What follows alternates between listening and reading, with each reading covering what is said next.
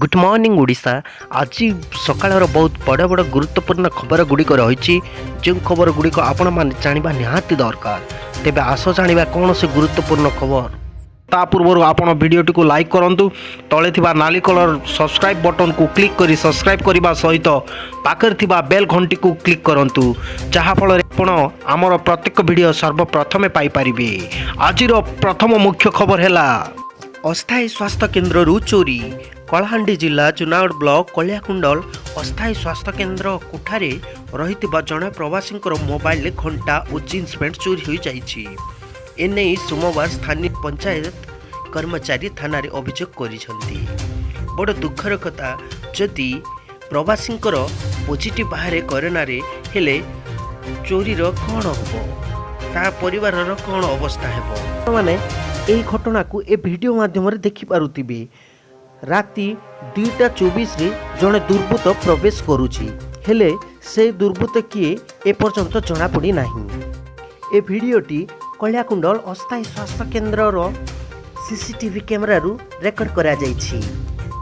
किंतु police कहिछि कलियाकुंडल TMC रे गत किछि दिन हैला कुक्सरा अंचल जड़े प्रवासी रहुछंती। गत शुक्रवार प्रवासी जनक राति शुईथिला बेले दुर्बृत्त तांको मोबाइल घंटा और जीन्स पैंट रू नहीं जाइथिबा अभियोग पत्र दर्शा जाइछि। खूब शीघ्र अभियुक्त को धरा जीवो बोली जुनागढ़ थानाधिकारी उत्तम कुमार साहू प्रकाश करिसंती। परवर्ती खबर बढ़ुची कोरोना संकट रे योद्धा 49 जवान 5 डाक्तर 9 नर्स 2 प्रतिरक्षा कर्मचारी आक्रांत। कोरोना भूताणु तार काया विस्तार करि चलिछि। प्रवास फेरंता नहीं राज्य में संक्रमितों संख्या बढ़ा चली। एभली स्थिति रे कोरोना लड़ाई रे सामिल थिबा योद्धा माने संप्रति संकट रे पड़ुछंती। राज्यर विभिन्न स्थान में कोरोना आक्रांत को नहीं चिकित्सा करुथिबा डाक्तर नर्स संक्रमित हेबा एवं पश्चिमबंगर हमन बात्या पीड़ितों सेवा पाई एनडीआरएफ कैंप्स रे संगरोध करा जायतिला। सेठार समस्त स्वाब परीक्षा पाई पठा जायतिला। आज रिपोर्ट आसिया परे 49 जन कोरोना संक्रमण होइतिबा जणा पड़िछि। अन्य मानक रिपोर्ट नेगेटिव आसीछि। एक संगे 49 जन जवान कोरोना संक्रमण होगा जना पड़ा पर शिविर आतंक खेली जाइछि।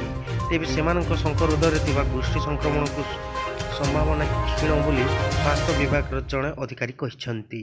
अन्य पकरे जाइथिबा 49 जवान बालेश्वर जिला चांदीपुर क्षेपणास्त्र घाटी रे 2 प्रतिरक्षा कर्मचारी संक्रमित होइतिबा नै सोमवार चिन्हट हेबा सरकार पई एक नया आह्वान सृष्टि करिछि। सूचना जनापड़ी जे नराज मुंडली एनडीआरएफ तृतीय बाटालियन 49 जन जवान कोरोना संक्रमण होता जनापड़ी। स्वाब पॉजिटिव आसवा पर आज समस्त कोविड हॉस्पिटल को स्थानांतरित करा जायछि। कटक जिले में आज गोटे दिन में सर्वाधिक चिन्हट होती। आज 49 जन संक्रमित चिन्हट होगा पर जिले में कोरोना संक्रमितों संख्या 237 को वृद्धि पाई। पश्चिमबंग में बात्या अमन जो व्यापक क्षति घटी। उद्धार कार्य मुंडल कैंपरू 173 जन जवान पश्चिमबंग जाते। उद्धार कार्य शेष होगा पर 173 जन जवान गुरुवार ओडिशा आसीथिले। ओडिशा फेरिबा परे 6 जन जवान ठारे थंडा काश हेबा सहित तंटी पड़िबारु सेमानंकु एसवी हॉस्पिटल रे आइसोलेशन वार्ड्स रे भर्ती करा जायतिला। सेमानक स्वाब संग्रह करा जाई परीक्षा पर जड़े जवान कोरोना संक्रमण होइतिबार जଣା पड़िथिला। 166 जन जवान को एमकेसीजी मेडिकल कॉलेज और हॉस्पिटल 12 जन डाक्तर और नर्स कोरोना पॉजिटिव चिन्हट होइछंती।